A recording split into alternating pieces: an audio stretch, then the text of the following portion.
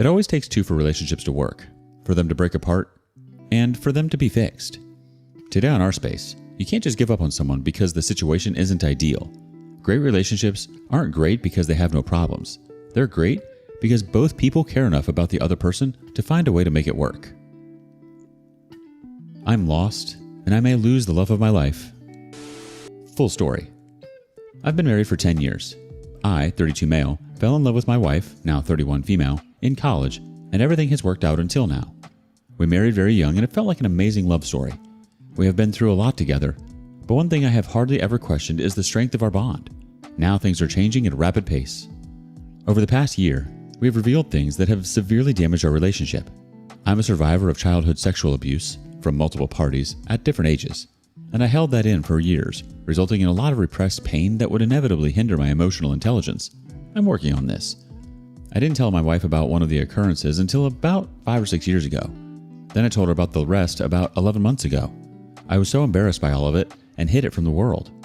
Therapy has done wonders for me in realizing that it was absolutely not my fault. It just sucks that it took me this long to get into therapy, but I'm doing the best I can. What was my fault was the intermittent adult content usage that I kept hidden from the world. While it should be a private thing, I also kept it from my wife. I was stupid and didn't think it would affect anyone. I just had a lot of privacy and trust issues that I never acknowledged and didn't want to ever talk about adult content. Adult content was introduced to me at a very early age, and it became an addiction at some points. Adult content was there all of the times I was abused. I always fought it off, but it would creep back in whenever I felt alone in life. Adult content hardly came up in conversation between my wife and I, but there was a lie that I told at the beginning of our relationship that was so small and stupid. If I had never told that lie, I feel like things could be different. We could have even talked about her feelings around adult content, but that didn't happen. I have always been a pretty honest person, but I felt compelled to lie in the moment for reasons I did not really understand at the time. I just felt defensive and scared that I would be judged due to her religion. If I could go back, I wouldn't have done that, but I can't. That lie has come up multiple times, and I just couldn't figure out how to come clean, so I just avoided it. I finally came clean to her because of many reasons.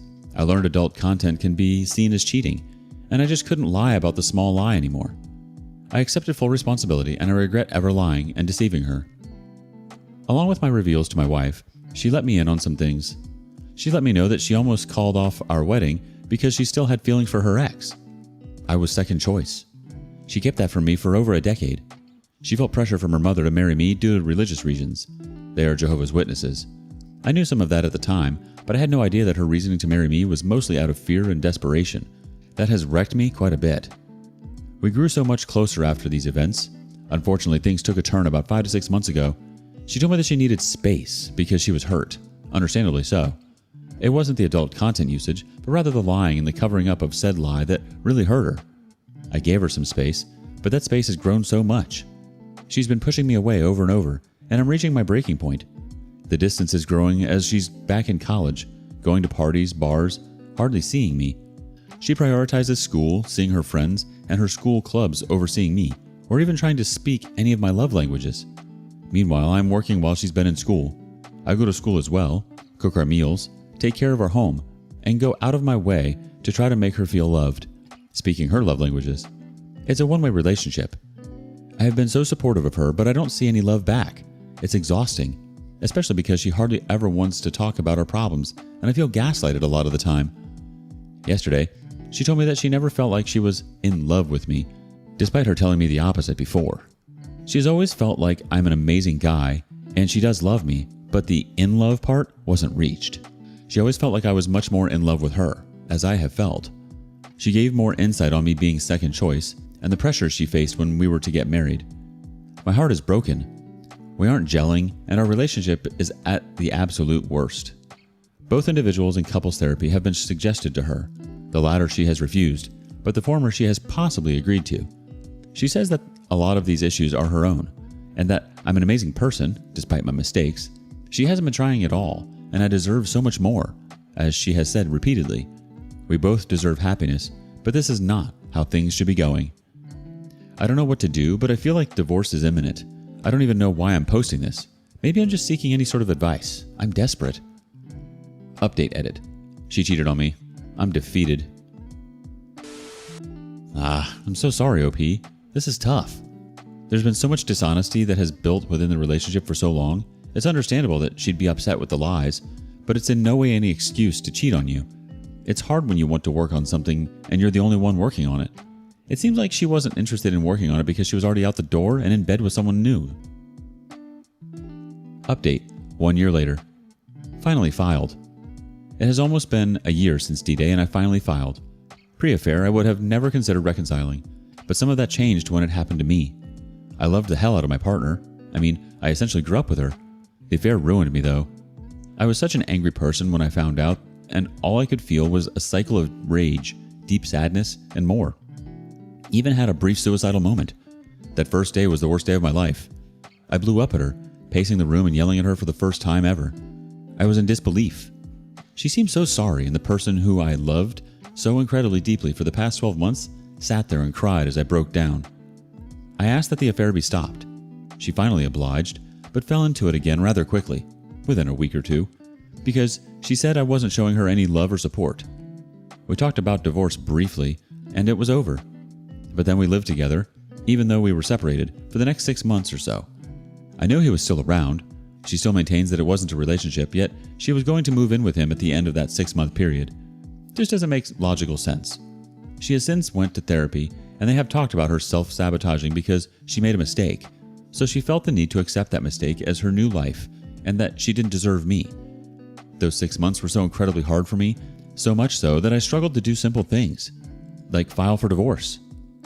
I know it's not super complicated, but it was so hard for me because I was more stressed than ever. I just tried to stay afloat. Since she moved out, she broke it off with the guy. Meanwhile, I've taken the year to regain happiness and love for myself. I've been rather successful, and was even set up with a friend of a friend. The girl appreciates and loves me. My ex has been trying to get me back for the past month and a half, probably partly due to her seeing me happy with another person. I see my ex weekly to trade my dog, and I had been open and transparent that I had dated a little and then found a great girl. Also ultra transparent with my new girlfriend. She wanted to see me happy, but she was hurting. I had been talking about divorce for months and slowly worked on getting the papers filled out. I needed to take the final steps of filing, and I did it. I don't think my ex ever took me seriously because now she is crying, wanting me back. It's been so hard for me because it actually seems remorseful, but it's too little too late. Some may think it's wrong or irrational, but I've held compassion for my ex. I know of her problems and struggles, and I just want to see her happy. I just couldn't get past her affair and how it hurt me so badly. When I look at her, all I see is him lurking around. I'm rather proud of myself for being courageous enough to walk away from a marriage that turned very toxic. I never wanted any of that, but she took me for granted and didn't comply with my boundaries. She had many chances to stop and she didn't. Now the papers are in and she is practically begging for me to reconsider. It's a tragic situation. There was a lot of pain this weekend, especially after I told my ex that I filed. She cried and cried, but I had to choose me. I'm a very empathetic person, and it hurts to watch people in pain, so this really hurt me. Through all of the bad stuff that I had to endure over the past year, I feel blessed to have come across a new person who values and loves me. She has shown so many healthy qualities and leads with respect and compassion. I'm grateful. I deserve happiness and I may have found it, but I'm taking it slow. Let's see how the community reacts. First comment says, "She's not remorseful about what she did to you. She's regretful about what she lost. She wanted you back only after she found out the new guy wasn't what she thought. She didn't value and love you except as a backup plan. You didn't hurt her. She caused all of this herself. You can't find the right one if you are still with the wrong one. Be glad you have moved on from the wrong one. Be happy." Someone else chimes in, "Way to go. She didn't make mistakes. She made multiple decisions and chooses to cheating on you again and again. You can mourn the relationship, but don't feel bad for her." The OP replies, "Thanks for the response. She definitely made a series of bad decisions. I just care for the person and I mourn the loss of that relationship. It was the majority of my adult life. She has her own traumas that she never confronted and just completely wrecked our relationship at the end. Now she sees what she did and is regretful. It's sad to see. Outside of my sadness, I am absolutely grateful that I was set up with my new girlfriend. She is so good to me and I feel cared for, loved, heard, seen, all of it. It's amazing to feel appreciated." Everything you said is true, OP. She didn't take you or your efforts seriously. Not only that, but seeing you happy is probably a huge motivation to get back with you. She probably got a kick out of you feeling guilty and miserable. The truth is she did have chances to stop and to try to fix things, but she didn't. She wasn't interested. Both of you have made mistakes, OP, and some people just can't get over their mistakes. The mistakes become them. What do you think? Up next, caught my boyfriend of 6 years cheating on me with a coworker. Last Friday, I, 25, caught my now ex-boyfriend, 27, cheating on me with a coworker from work. He was asleep and I went to grab my phone charger and his phone glitched and I saw a name I heard of but didn't know he was texting. So I snooped and found out he lied to me about working a night shift that Thursday night and went over to her apartment. He had a couple of drinks, so I wanted to know when he got there safely. I checked his location and it wasn't available. We did this in our relationship, and he wasn't responding to me. But honestly, I never thought much of it. Thought weird and had a weird feeling in my gut. Then Friday came around, I come across this. There was like 4,000 messages between them.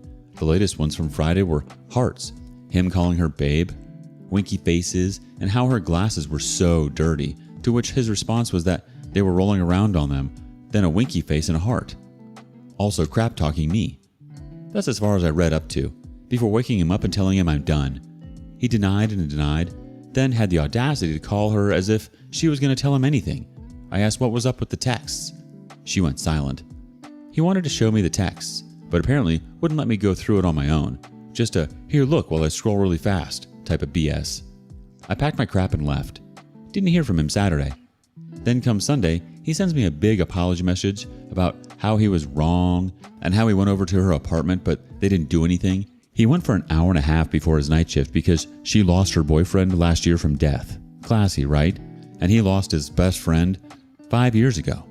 Let me mention, I also lost my best friend a month after he lost his, and I was the one who was there for him through his highs and lows. Anyways, apparently they connected through their losses.